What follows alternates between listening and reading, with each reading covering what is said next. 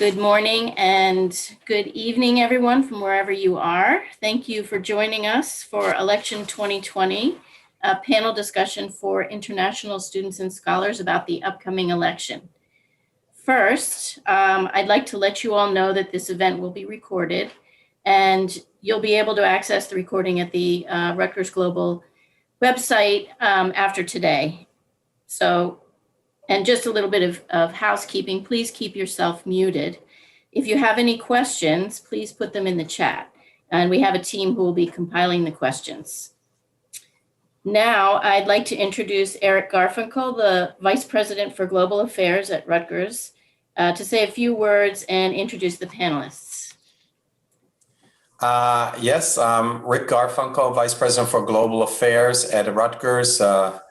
Actually 30-year professor of chemistry and physics and 5 years running the global office. Exciting times in the United States the past few years. The country has become much more polarized than in many decades.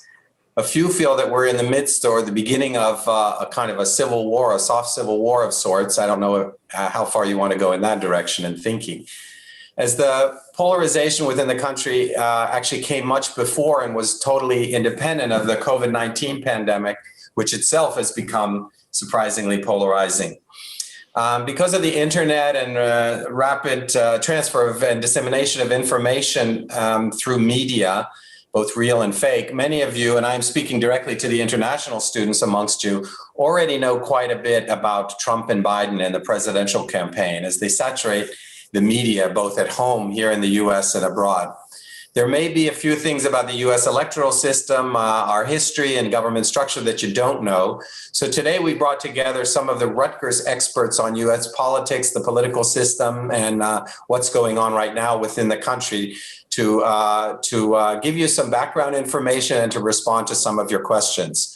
We have a moderator and 4 panelists, and I'll give you a little background on each of them. Richard Lau, the moderator, is Distinguished Professor of Political Science and Chair of the Department of Political Science. He is a UCLA and Stanford trained psychologist, actually, not poli-sci back in the day. His research interests include political decision-making, media effects in political campaigns, health policy, and more. And one of his books was called How Voters Decide, Information Processing in Election Campaigns, and that won an award. One of the panelists is Din Ambar. Saladin Ambar is Associate Professor of Political Science and a Senior Scholar in the Eagleton Institute of Politics. This is a Rutgers institute, a very longstanding and deep institute within Rutgers that understands and studies political systems, especially domestic. He is the author of a book entitled Malcolm X at Oxford Union, Racial Politics in a Global Era. Ambar's research interests include American presidency, American political development, political thought, and race and ethnic politics. Elizabeth Maddow directs the Eagleton Center for Youth Political Participation. That's leading research as well as educational and public service efforts designed to encourage and support the political learning of both high school and college-age students and young adults. She is the editor of the American Political Association's publication, Teaching Civic Engagement Across Disciplines, and she is the author of books including Citizens Now, Engaging in Politics and Democracy. She's taught at Rutgers and before that Princeton, Temple, George Washington. And final panelist is Stuart Shapiro. Stuart is professor at the Blaustein School of Planning and Public Policy. Prior to Rutgers, he was 5 years at the Office of Management and Budget in Washington, D.C. This is a federal agency where he analyzed and coordinated executive branch reviews in areas of labor, health, and social policy. And also prior to Rutgers, he taught at Harvard, Georgetown, and the USDA Graduate School. So without further ado, let me introduce Richard Lau. Richard? Hi, everyone, and welcome. What we wanted to do today is just provide some basic facts and information and about the upcoming American election, which is next week, and then basically just provide a venue to answer questions for people who have anything about that, have any questions about what we've said or about the upcoming election. So I just wanted to start with some basic facts about how, about the upcoming election and how it works and stuff. And then other panelists will speak specifically to what's going on in this current election. So every 4 years, the U.S. Is my slide up? The slides up? So every 4 Yes. years, the U.S. elects a president. Every federal elections occur in November. This year, as I'm sure everyone is aware, Donald Trump, who is our current president, is running for re-election, and his opponent is Joe Biden, who served as vice president for 8 years under President Obama, the previous president. So the U.S. has a very strong two-party system, probably the strongest two-party system internationally around. And so there's other minor parties on the ballot every year, but basically the only one who ever wins are Democrats or Republicans. And we basically had these two parties since the 1850s. The most important thing to know about presidential elections is that it's not one big party. It's not one big election where you just count up all the votes, but in fact, it's actually 50 or I guess 51 smaller elections. And this is dictated by what we call the Electoral College. And the Electoral College is how we actually elect the president. So there are 538 votes in the Electoral College. And where does that come from? Well, every state gets one Electoral College vote for each member that they have in the national legislature. So that means every state gets 2 votes, because every state has, each of the 50 states have 2 senators, and this institution is based to be sort of equal across the different states, regardless of their population. And then every state gets 1 additional electoral vote for every member in the House of Representatives that they have. So the House of Representatives is reapportioned every 10 years or so to make it sort of representative of the population. Every state has to have at least 1 representative, however. So this means that the smallest states, and by small, I mean the state with the smallest population, which I think is Rhode Island. There's a handful of states anyway that only have 3 electoral votes, 2 because of their senators and 1 because of the 1 member of the House of Representatives that they have. And then California, which is the most populous state, has 57 electoral votes or something. They have far and away the most number of representatives, 55, it keeps going up. So I don't know exactly how many they have. And then again, plus their 2 senators. So most states, not all, but most states have a winner take all system, so that whichever candidate gets the most votes in the state gets all of the Electoral College votes from the state. And so what we'll do at the end of the day is add up the number of electoral votes that each candidate has won.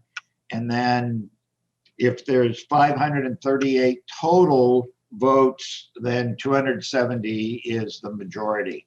So where does the number 538 come from? Well, there's 100 senators, because there's 2 for every state.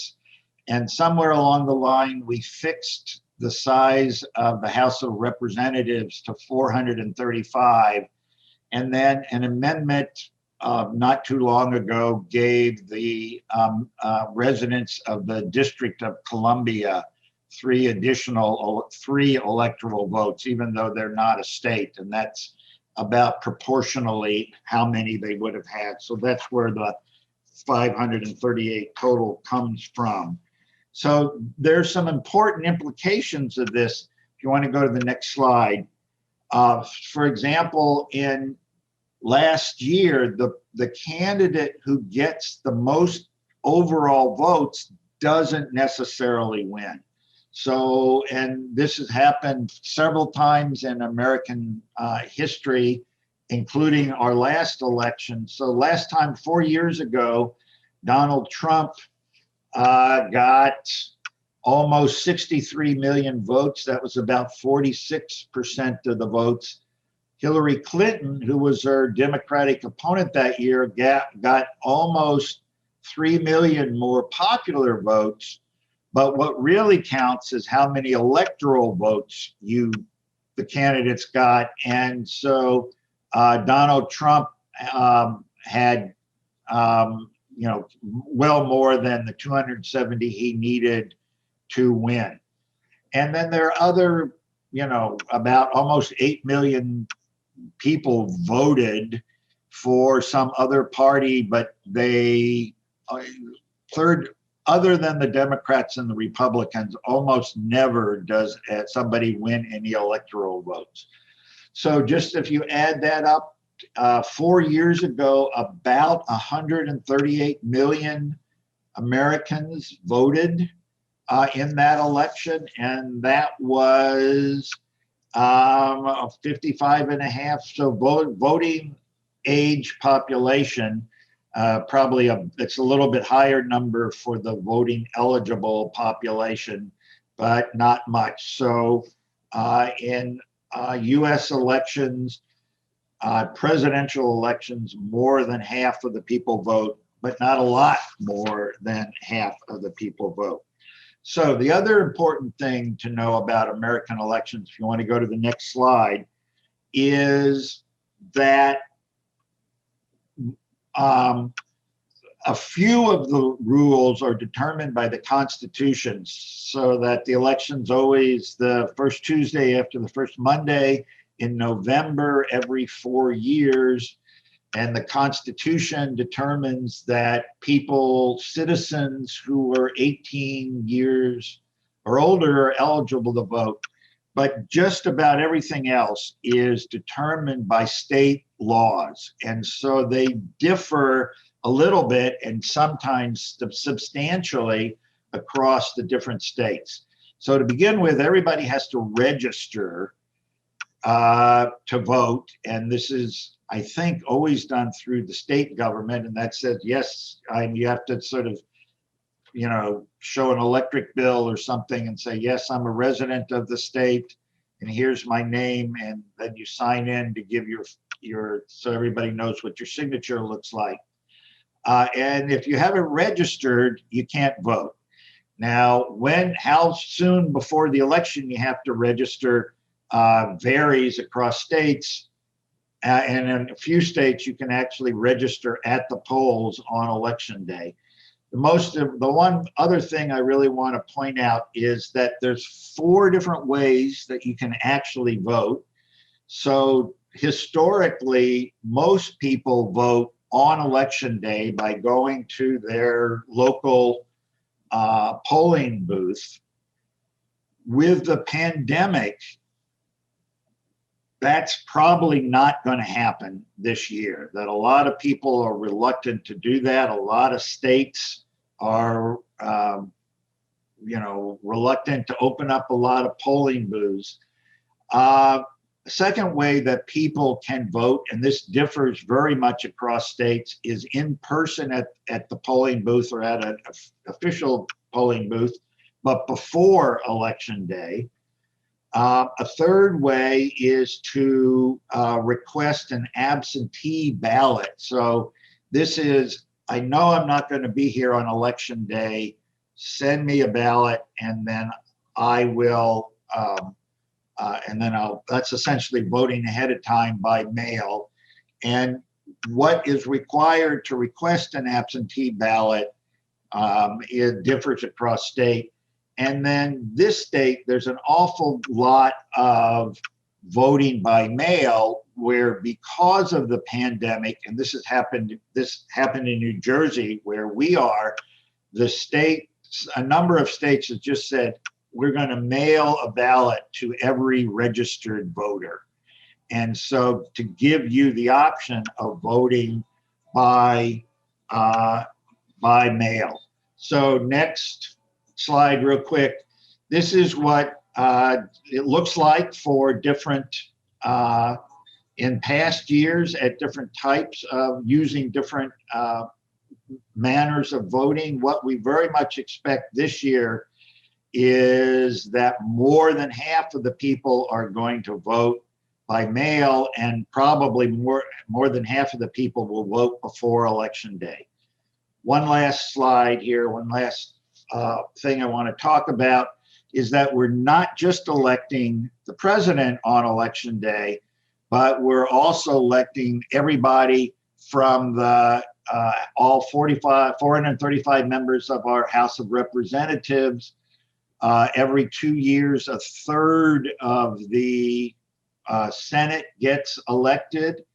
And then there's a number of elections that are also happening in state and local levels that happen simultaneously with the presidential election. So some of the exciting things are at some of those lower levels of elections as well, but I'll let others talk about that. Thank you, Rick. We'll move on to the next speaker, who's Dean Ambar. Thank you, Joanna. Appreciate that. And thank you for all of you who have joined today to learn a little bit and shared in the discussion of American democracy. So, Professor Law has done a great job of bringing you up to speed. He's gotten you set up to cast your ballot, so to speak. You know what's what the process is.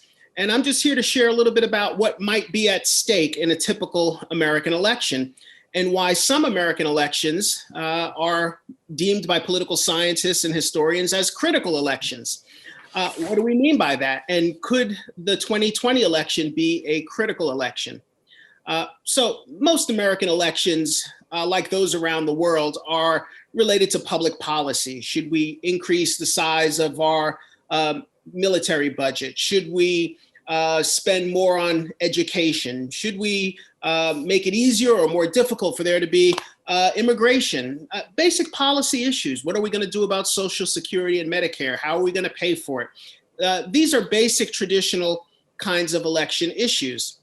The 2000 election was once described as the election about nothing. There was not a lot of significant policy debate. Most voters sort of took for granted that one candidate or the other really wasn't going to change their lives very much. But critical elections are different.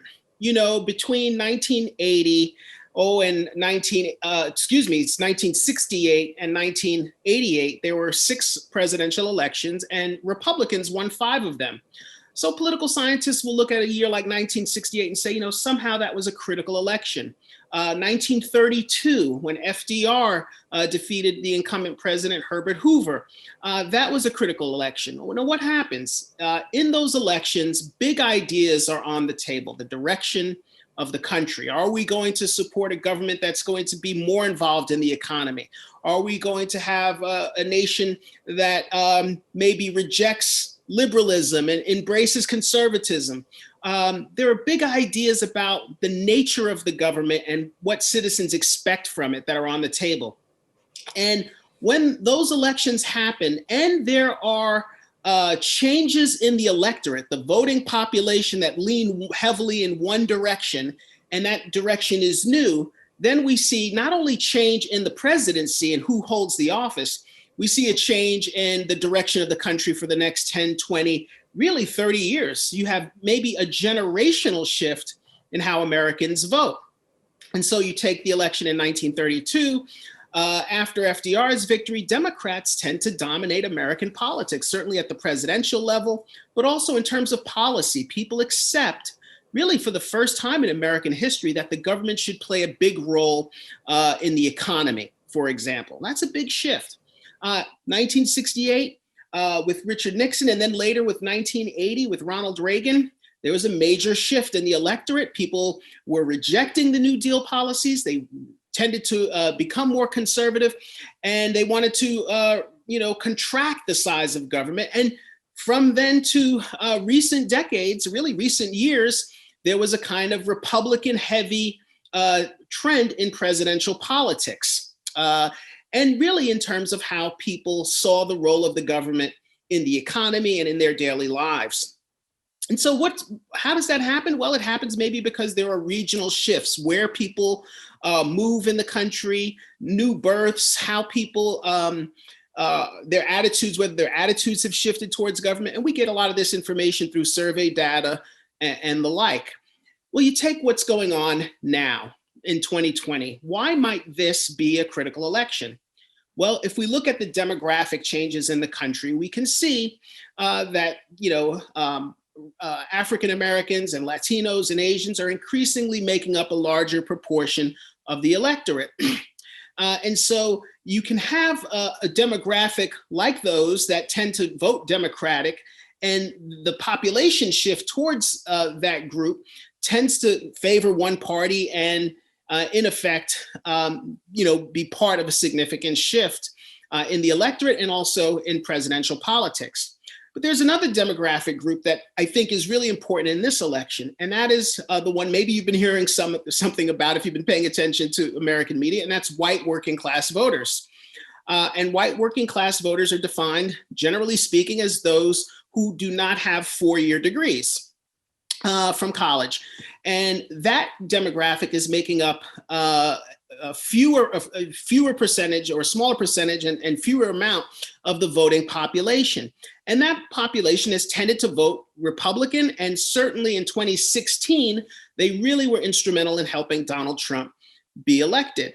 And so what's possible now? Well, it's quite possible to see if the polls are right, and that's a huge if, that the diminishing size of the white working class population, coupled with the growth in racial minorities in America. And then finally, a third thing, the increasing support over the last several decades for more progressive or liberal policies. Those factors could lead to a demographic and electoral shift that might portend a critical election, one that shapes American politics for the next 10, 20, 30 years.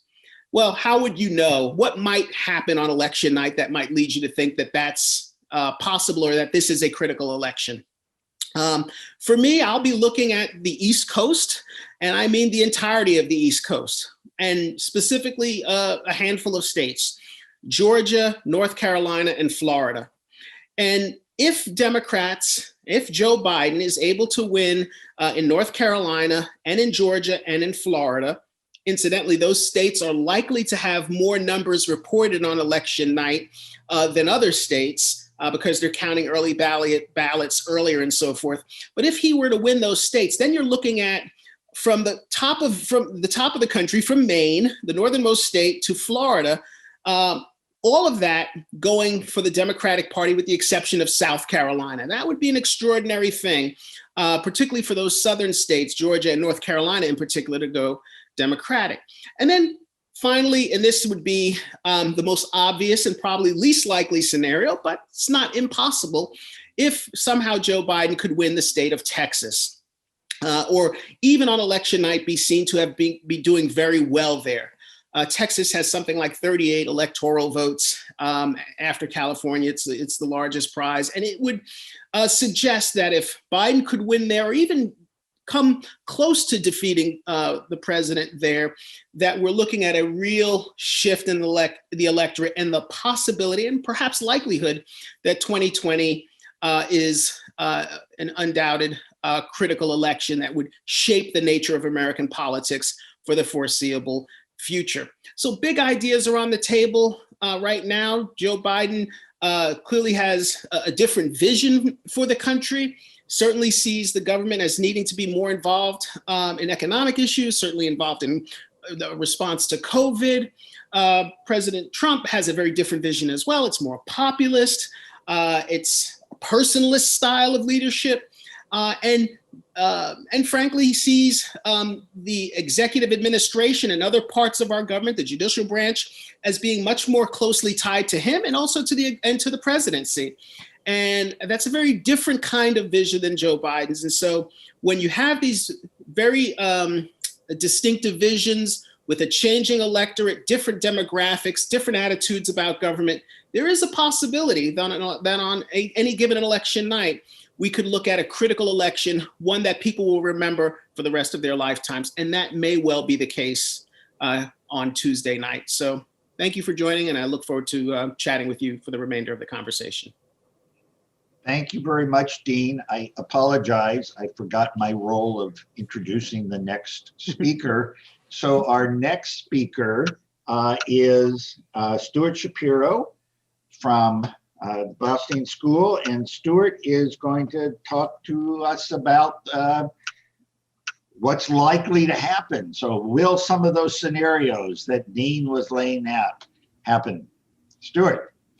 Thank you, and thank you for having me, and thanks to everyone for participating. I'm going to share my screen now. There we go. I'm going to put up a bell curve, and this is actually a graph that I shared in a presentation roughly almost exactly 4 years ago when I was speaking before a group talking about the upcoming Hillary Clinton-Donald Trump election. And what I said to that group was that if you ran this election 1,000 times on average, Clinton would probably win by 4 points, given everything we know about the polls and the thousands of polls that have been done, et cetera, et cetera. And that a 4-point victory would be enough to win, but that they shouldn't be overconfident because there was a reasonable chance. I think at the time I showed this, I said about a 20-25% chance that Clinton would only win by 2 points, and that a 2-point victory might lead to a electoral college popular vote split like Professor Law was talking about that indeed happened. And so that was a reasonable possibility. Indeed, by election day, 538.com put the chance of that happening at about 30%. And so things that are 30% likely happen all the time. They're not the most likely thing to happen, but indeed they are possible. And that is what turned out to happen in 2016. So where are we now? Let me, there we go. All right, in this election, I would say, I draw the same graph. I made tightened it in a little bit because the polls have been much more consistent this time. In 2016, they jumped around a lot. Hillary was up by 10 points at some point. Trump was up by a point or two at various points. In this race, it has largely been Biden by somewhere between 6 and 10 points. Right now, given where we are right now, I'd say the average, the most likely outcome is for Biden to win the election by 8.5 points. Certainly enough to win an electoral college outcome, and probably enough to forestall trouble after the election, as I'll talk about in a moment. That said, there's probably about 15 or 20% chance that Biden wins by, say, 4 points, which should be enough to win an electoral college victory, will not be enough to forestall a protracted battle after the election regarding that victory. And as this is stolen from 538.com, there is about a 1 in 9 chance that Trump does win the election, that Biden will win the popular vote. I can almost promise you that at this point, but there is about a 1 in 9 chance that Trump will do what he did in 2016 and lose the popular vote, but win the electoral vote. I think this might be down to 1 in 10 as of this morning. This picture is from yesterday or the day before. So Biden's chances are stronger than Hillary Clinton's, but Trump's chances are not zero. It's not certain that Biden will win, and while 1 in 10 chances don't come up as often as 3 in 10 chances do, they come up 1 in 10 times, and so we need to keep that in mind.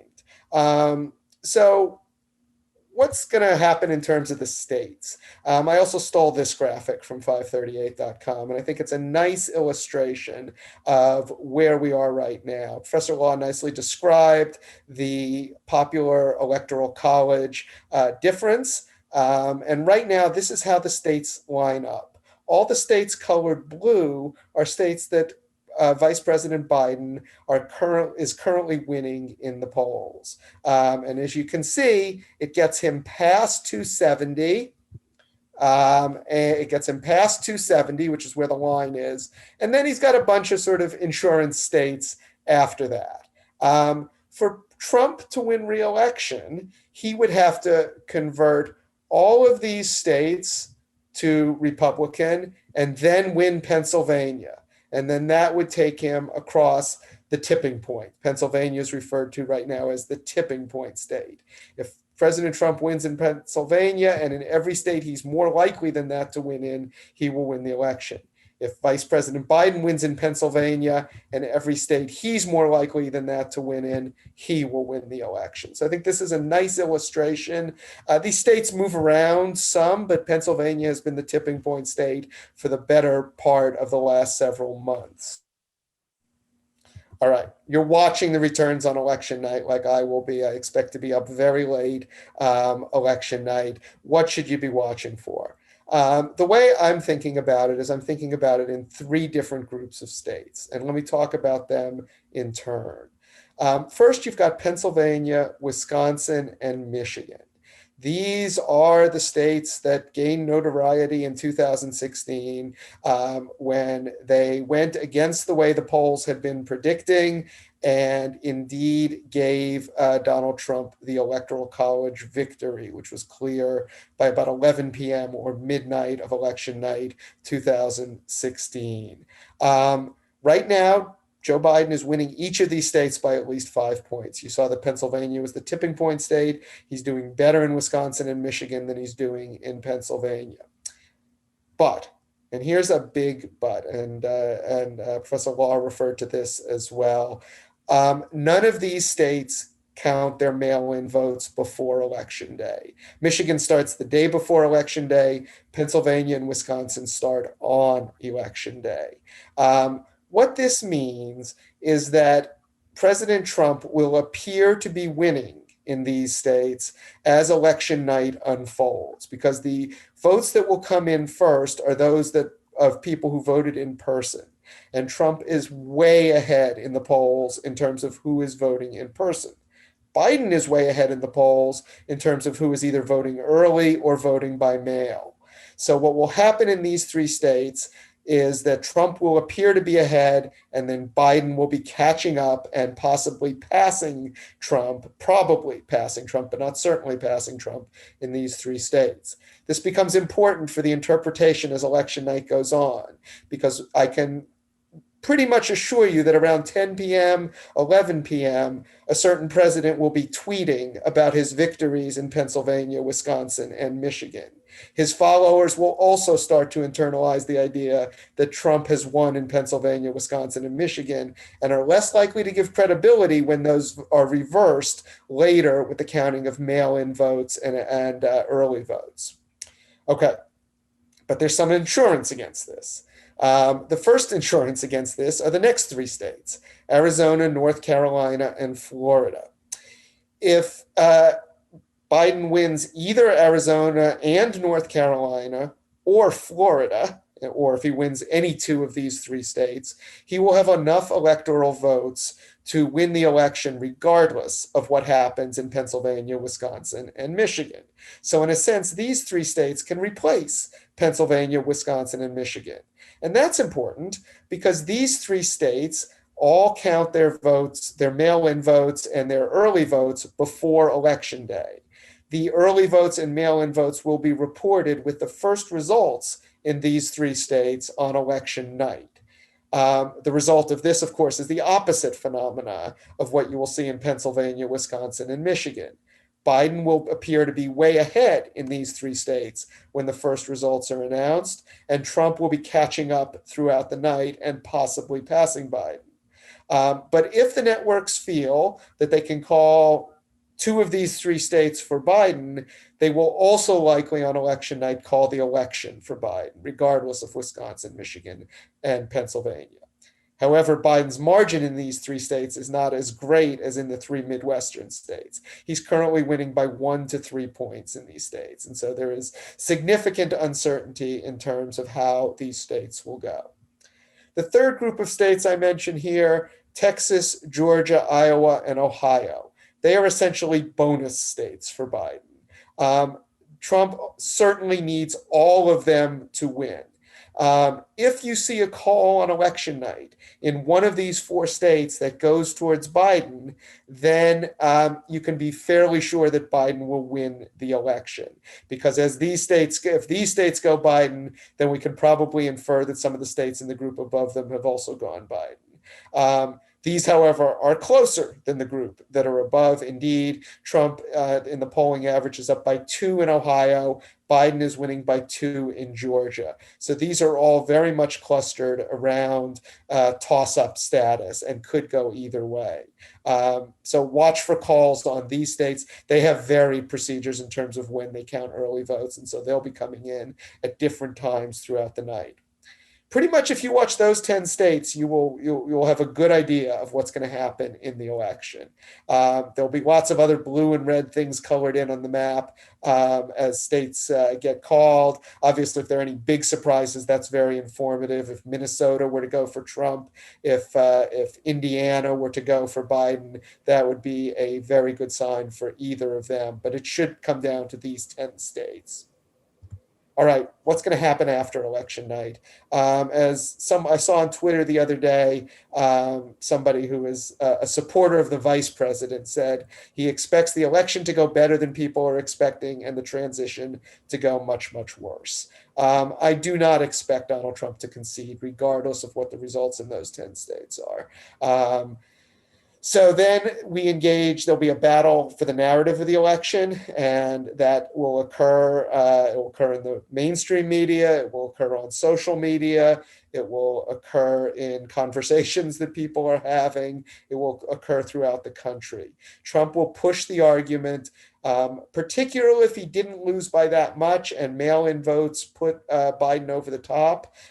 He will argue that there was significant fraud in the election, and he will have a number of people believing him.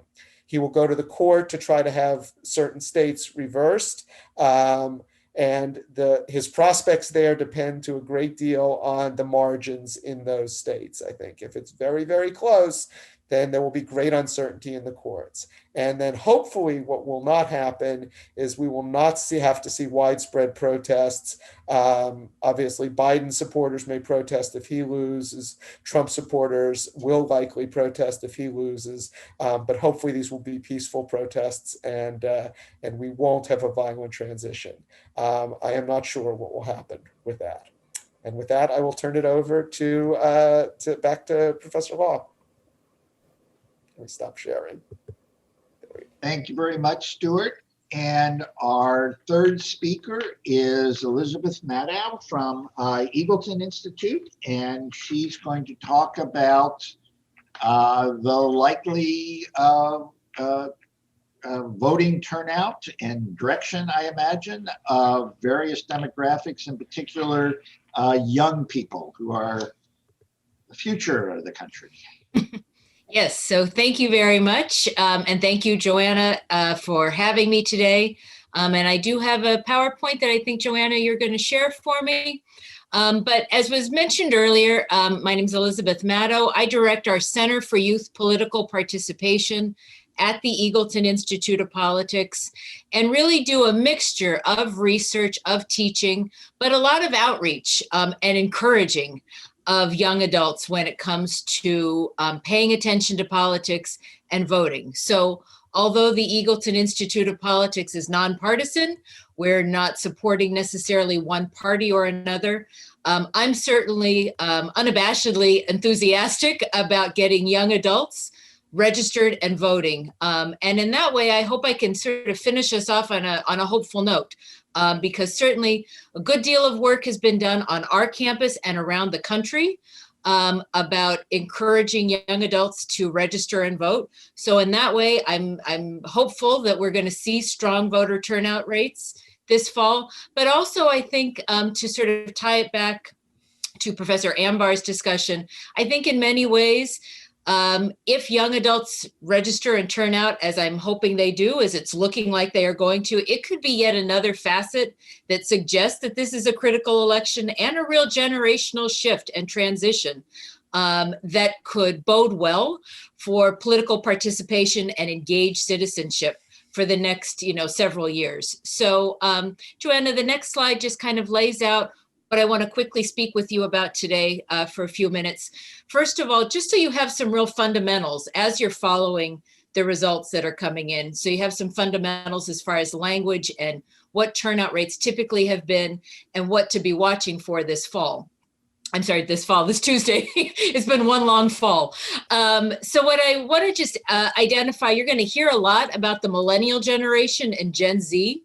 And often it's misunderstood what is a millennial and what's Gen Z. So I want to be able to give you those dates so you have a sense of what is a millennial, what's a Gen Z voter, give you a little bit of history about youth voter turnout rates throughout the last 20 to 30 years, some particular concerns we had going into this fall regarding youth voter turnout rates, given the pandemic, given the fact that so many college students are learning remotely. But then finally, some encouraging early voter turnout rates that we're seeing that, again, give us some hope about what rates will be, not just this election, but in future elections. So Joanna, the next slide is a graphic that comes from the Pew Research Center, which if you are interested in the study of the Millennial Generation, Gen Z, it's a really excellent resource. But just to give everyone an idea of what the generational landscape is, or what the beginning and end dates are of various generations. You'll see a nice display here that really lays out the generations that have taken place over the last 100 years, but most specifically, really want to point your attention to Generation Z and millennials. So defining the beginning and end of a generation is really a mixture of art and science. I think the Pew Research Center is an excellent resource for really determining the beginning and end dates of these generations. But the ones that we want to be looking at when we're looking at youth voter turnout are the Millennial Generation. And that's typically, young adults born between the ages of 1981 and 1996. So young adults who are about 23 to 38. So actually the oldest millennials are nearing 40. So they're just kind of almost falling out of that category of young voter. But the generation is really exciting. The college students that we're seeing here on the Rutgers campus would be Generation Z, those young adults born after 1997. So 18 to 22-year-olds when we're looking at the vote. So those are sort of the generations we're looking at when we're looking at youth voter turnout rates. And just to give you, and Joanna, the next slide gives you an idea of some characteristics of these generations that I really want to highlight. When you're looking at political participation through what's referred to as a generational lens, you're arguing essentially that the time period in which a body of citizens is born and raised, whether it's their economic conditions, the social conditions, cultural conditions, or certainly political conditions, really makes an impression, almost forms a personality for a group of individuals that persists throughout their lifetime. So some things to keep in mind when you're thinking about millennials and Gen Z. And again, right now, we do sort of lump them together, unfortunately, because Generation Z is very much just in progress. But what's really worth emphasizing, and this gets us back to Professor Ambar's point, there are a lot of young adults out there. There are approximately 88 million millennials and Gen Z. So just by size alone, it's a generation that really can make an impact in a number of ways, but certainly politically. We know that without a doubt, millennials and Gen Z young adults living in the United States are the most ethnically, racially diverse generations in American history. So that's important in a number of ways, but certainly shapes that outlook, the worldview of young adults.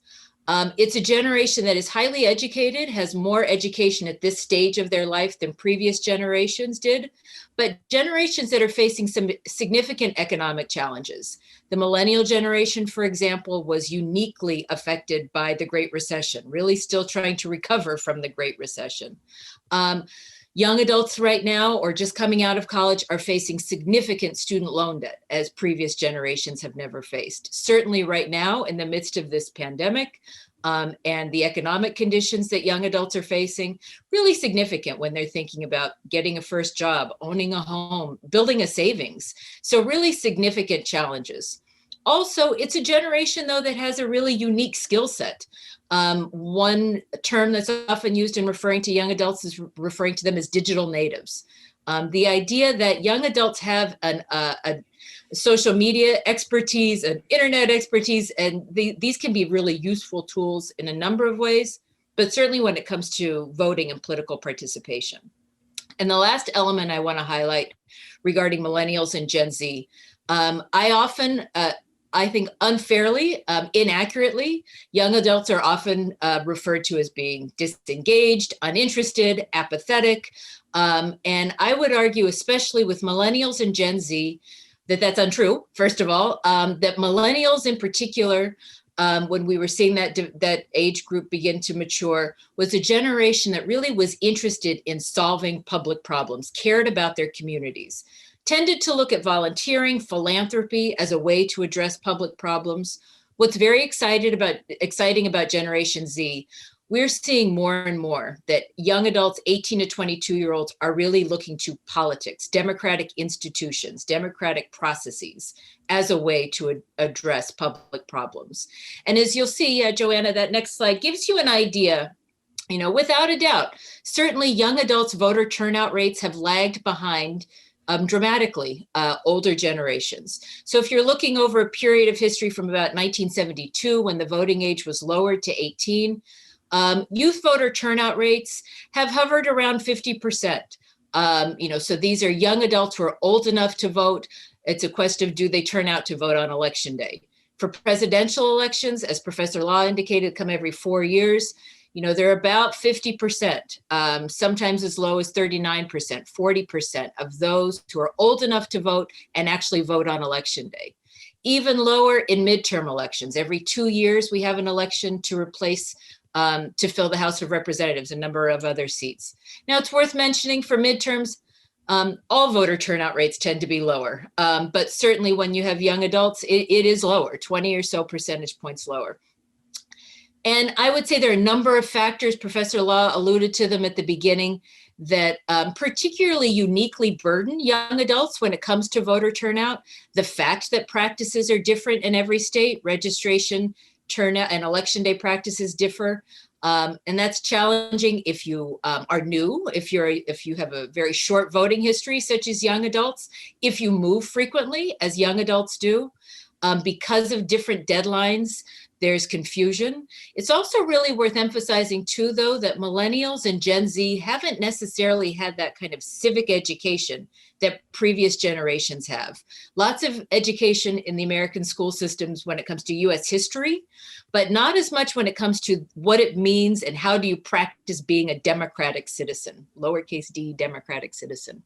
And the next slide, though, gives you an idea. One of the reasons we're hopeful is that voter turnout rates have been showing signs of improvement among young adults. There were some dramatic increases in 2018 in the midterm elections. Obviously, still only at about 30%, but a significant increase. And going into this fall, we continue to be very hopeful, but certainly we're very hopeful because not only had young adults shown an inclination to vote, college campuses, high schools were being much more proactive in supplying their students with the skills, with the information they needed. Joanna, if you wanted to go to the next slide. So certainly, while we were hopeful and continue to be hopeful, there were really great concerns as we were heading into this fall about whether or not the fact that election practices has been changed, altered due to the pandemic, because college students, so many college students, including students on our Rutgers campus, are not on campus. They don't have that in-person support from organizations such as ours. to help them get registered. Certainly young adults don't have much of a voting history, but certainly when they vote, don't tend to use mail-in ballots or absentee ballots. They prefer to vote in person. So there certainly was a lot of concern. However, I think that concern has been met by really increased mobilization efforts and education efforts. And this last slide I wanted to share with you, just offers, and this is, I think, even 2 days old, and I think these numbers are even better in the last 2 days. So far, we're really seeing significant early voting, mail-in ballot, delivery of mail-in ballots by young adults. More than 5 million young adults have voted in 2020, with 3 million coming in states that could really be pivotal states. And so at least so far, we're seeing significant, we're seeing a lot of interest, enthusiasm, and actually casting of ballots, even in states that were surprising, like Texas, which has pretty restrictive voter registration election day practices. So in that way, we're very encouraged. And then the last slide, Joanna, just provides some resources from our own organization, as well as some other organizations, national organizations, again, nonpartisan organizations, but certainly pro-democratic, lowercase d democratic institutions that want to be providing reliable, comprehensive information about youth voting and providing the support necessary, whether it's our own or Circle is an excellent organization out of Tufts University. Harvard's Institute of Politics has some really excellent resources. And as I referenced earlier, the Pew Research Center. So if this is a topic that's of interest, there's some resources for you. And again, just want to really amplify, that's what I'm going to be looking. I'm going to be looking at the extent to which these mobilization efforts paid off and in what states, and whether or not this is a harbinger of good things to come. So I'll stop there and thank you. Happy to answer some questions. Thank you, Elizabeth. We certainly have some time for questions. Specifically, I know that Professor Ambar has to leave in a few minutes. So Alexis, if there are any questions that you think would be directed at him, can you let us know? Sure, I can handle that, Joanna. Oh, sorry, yes, Kim. No problem. Thanks. Yes. I think one question that is very relevant for Dean Ambar is, would you characterize the rise of populism or anti-democratic behavior in the US with an overall trend of global populism and democratic backsliding? Well, thank you for the question. Yeah, yes, I would. And we have colleagues in the Department of Political Science who study right-wing populism in Europe and authoritarianism and its rise in Europe as well. I know Professor Jan Kubik deals with that quite a bit. And the short answer is yes. The United States is experiencing, as I alluded to earlier, these broad demographic shifts, much of which are along racial and ethnic lines.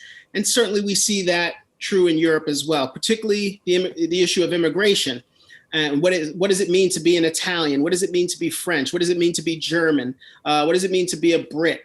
All of those, traditional notions of national identity are changing because of, kind of new ethnic and racial demographics in those countries. And that's true for our own country. And part of the response has been to, uphold a kind of populist, traditionalist notion of identity that tends to be racially and ethnically exclusive. And so I think, the rise of Donald Trump in the United States is not just an American phenomenon. We see that happening in much of Western Europe as well. And I think it will continue to be an issue as these shifts occur and as people in the West, make peace, if you will, with the idea that traditional notions of national identity are going to be changing. And so long as those changes occur along peaceful and democratic lines, they certainly should be embraced, and those people should be embraced as members of the society who are to be accorded equal rights and just decency. But this is an open question moving forward. All right. Another question. Why are ballots not standardized across the country in the way that they look? And This is from a colleague, Carissa McCarthy. In talking with others, it seems that even the ballots within New Jersey vary from county to county, and sometimes Democratic and Republican columns aren't even on the same side. Yes, so I can answer that. I mean, we call it federalism, but basically it's because most of the laws that concern voting and stuff are left up to the states. And so they can vary tremendously over things like how long before the election do you have to register before you're allowed to vote? In New Jersey, I think that what the ballots look like are left up to the county parties. So it can, even within the state of New Jersey, the ballot can look different in different, how many counties do we have? 20, you would think I would know that, but I don't. But a bunch of different counties within New Jersey. And so, you know, states have a lot of leeway on how they do things. And, you know, sometimes, you know, I mean, I think there's some history to this, and, you know, we did it this way last time, we're just going to do it this way this time or whatever. And, you know, sometimes the state politicians will, you know, try to change the rules in one way or another, either to modernize them or to, you know, gain some partisan advantage. I think a lot of legislatures have sort of changed the rules for this election because of the pandemic, and just know this is like, you know, we just can't expect everybody to go out and vote on election day like we used to. Now, all states haven't done that, but most states have. So that's the quick answer without giving you any specific details about any particular variety of the ballot. We did have another question related to mail-in voting that was mentioned earlier on. It appears that voters can still use the mail-in method on election day. Can we provide any additional information about that? That's going to vary by state as well. Some states allow you to mail right up until election day, others do not. My recommendation at this point, given recent court decisions, is that if you have any way to vote besides mailing at this point, you should exercise that approach. Going in person at this point is a superior method. I wouldn't have said that 3 weeks ago, but given now that if you put your ballot in the mail today, it will not be delivered until after election day, almost certainly, and there is going to be challenges regarding that. I would avoid mail-in voting unless you have no other choice, or unless you have a worry about COVID and such from voting in person. Great. Another question we have is, what will happen if Joe and Donald both get 269 votes from the House of Representatives? Richard, you want to take that? You can take it, Richard. Go ahead. No, you can take it. Go ahead. Oh, I can take it. I'm deferring to you. Yep. If there's a tie, and or if there's a big dispute about what happens in a particular state, then the election will go to Congress.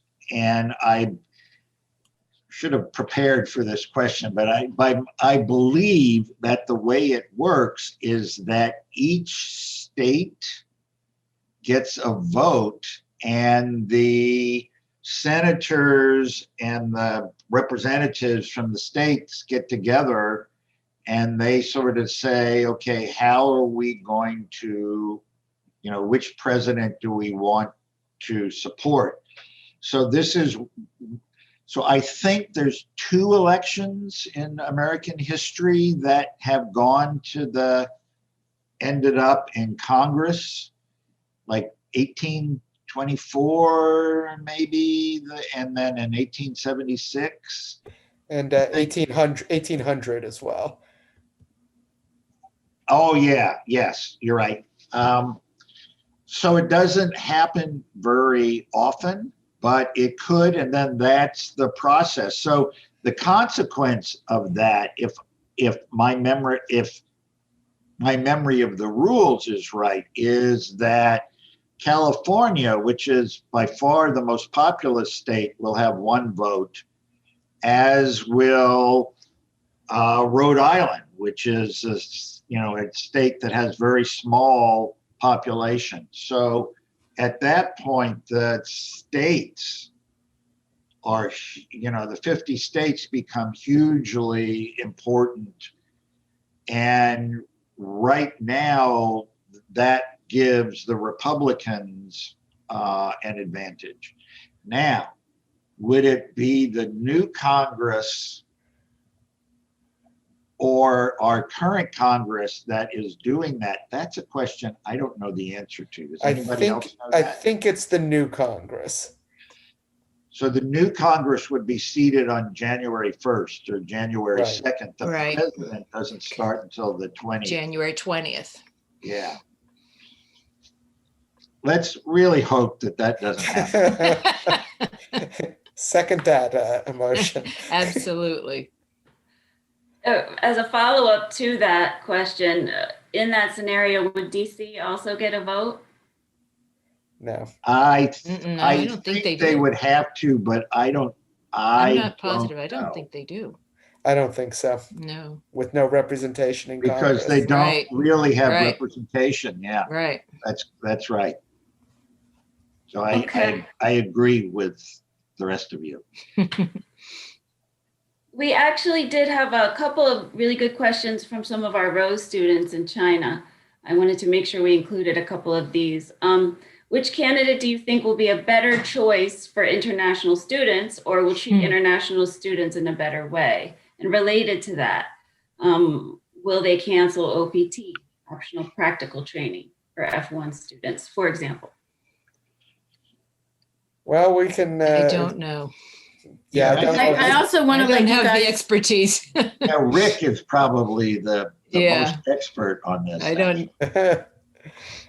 we'll Rick, put Ian this there. Grubman and Asnath are both also Oh, on good. on the line, and Carlos Santoro, if we have any need for them as well. Obviously, the Trump administration, they are, news reports have come out. Should President Trump win a second term, they will continue restrictive immigration policies. I would expect a hard push to restrict the OPT program. I know doing away with the 24 extra months for STEM students would certainly be at the top of the list. Vice President Biden's plan is more in line with, previous Democratic and, the Obama administration's international student policies. But yeah, we would expect certainly under a second term for President Trump that a lot of the policies affecting our F1 students, our J scholars, our H1B researchers and physicians, those policies, restriction of policies would continue. If I could just add something, it's not specifically on this topic specifically, but I think it's really worth mentioning. This idea is just one of many reasons, I think, especially in this last year or so, young adults are paying so much attention to politics and want to vote this election. I think in no other year that I can remember have we had so many what we refer to as teachable moments, so many examples for our students of how politics affects their everyday lives and the lives of their colleagues, their peers. We have seen so many dramatic examples from this topic to COVID to Black Lives Matter about how the decisions made by office holders affect our everyday lives. But I'm hoping we are using that as an example or an opportunity to demonstrate how these 88 million young adults can also affect politics. So as challenging as this year has been, I think in many ways it has offered a route for political involvement and interest among young adults. Another question from our Rose students. Would any of you be able to answer who is more friendly towards China?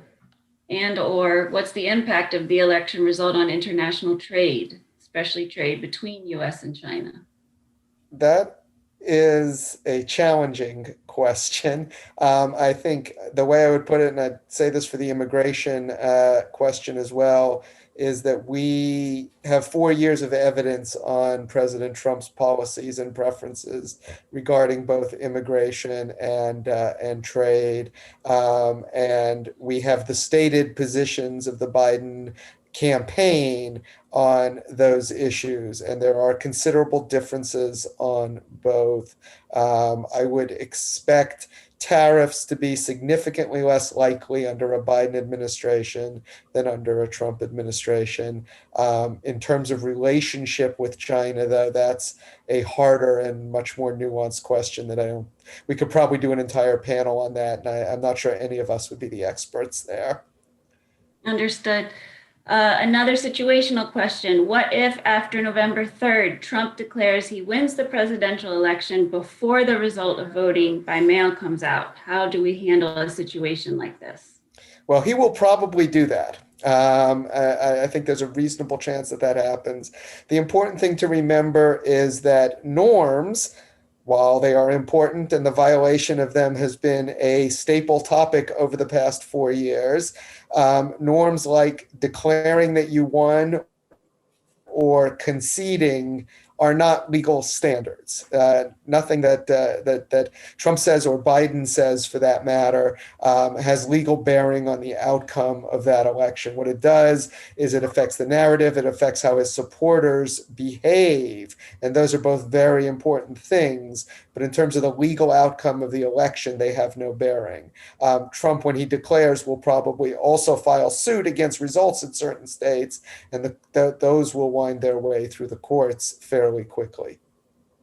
Which is why I think it's really incumbent, or I feel a responsibility as an educator, and I think educators across the country feel it's incumbent upon us to really remind people of that there is a process, that there is a rule system, there is a process, a democratic process that will take place, and that we need to be patient. And what matters most is that the outcome is correct, not that it's fast, but sort of to caution people to just be prepared and to be patient for the process to play out. And there is a process. Maybe we have time for one or two more, Joanna? Yes. Rick, this is from another colleague, Carlo. Are shifting political affiliations a factor as various demographics either age or advance on the economic ladder? That's too bad we don't have Dean here anymore for this. Certainly, demographic factors are associated with the parties that people identify with and how they typically vote. So one of the things that folks at Rutgers talk a lot about at Eagleton at the Center for Women in Politics is that there has been for the last 30 years, at least in US politics, a pretty significant gender gap, that women tend to vote more Democratic and men tend to vote more Republican. Now, demographic changes, gender tends to, we stay pretty close to 50-50 on that. What also has changed a lot, and Dean, I think, alluded to this some, is that the nature of the population in terms of race and ethnic background has changed a lot over the last 30 or 40 years. So now it's over close to 40%. I'm looking at other people here. of the population that is non-white. I know that soon demographically, whites will be less than half of the total eligible voters in the country. I mean, they will still be by far the largest ethnic group, but I mean, no, I mean, the United States will not much longer be a country that, that is mostly white and Eurocentric in its the origins of where the people have come from. And that's certainly what I'm sorry to interrupt, Stuart. No, go ahead. That's certainly what I alluded to in my discussion of millennials and Gen Z. We've got 88 million young adults right now, and it is the most diverse generation without a doubt in American history, and are beginning to exert themselves politically. And certainly, although young adults don't align so closely with party, they don't have necessarily that same sense of party loyalty or party identification than previous generations did. We know that certainly young adults today tend to be much more progressive along the political ideal, spectrum, are progressive as opposed to conservative. So I think it is one factor, this very large, sizable, diverse generation will play a significant role in this demographic shift. And Stuart? Yeah, I'll add in that I'm fairly sure that there is data that that people tend to stick with the party that they register with as they come into voting age. For example, people that became voters during FDR's presidency and Truman's presidency largely stuck with the Democratic Party. People that came of age during Reagan's and Bush's presidency have largely stuck with Republican registration. And indeed, the generation that Trump is doing best in the polls with right now is Generation X. That's the group that came of age during Reagan's presidency. I think we have time for one more. I think this is in the back of many of our minds. Do any of the panelists have concerns about safety in the streets, so to speak, between Election Day and inauguration? Yeah, I think there are concerns there. It probably depends a lot on what community you live in. I think probably many of us in New Jersey will be spared much of what happens. If you're in a contested state, a state that's close, then I think, I wouldn't, go out and buy a gun, as gun sales are going up right now, which is a little worrisome. But I do think there is reason to think that there will be protests, and let's hope that they are all peaceful. Yeah, I think, Stuart, you alluded to this in your presentation. Well, I think, if the outcome looks very close, and that it's contestable, and, it's possible to believe all those corrupt votes that, occurred in Chicago or Newark or whatever city you want to pick on, determine the election, then that's a real concern, I think, that people have. If it looks like it's a blowout, then I think there's less likely to be problems. But it's a big country, and and local conditions can determine some of this. Well, I think we all really hope that doesn't happen. Yep. But I don't think anybody's 100% certain that it won't. Okay, with the last question, which was certainly a thought-provoking one, I'd like to thank all of our panelists, including Dean, who had to leave early. This is probably one of the busiest times for all of you. So we really appreciate that you were able to do this with us today. And thanks to all the attendees. It was certainly an enlightening discussion. Just a reminder that this event was recorded, and we'll have the recording available on the Rutgers Global website. We hope that you'll join us again for some more Rutgers Global events very soon. Thank you all, and goodbye. Thank you.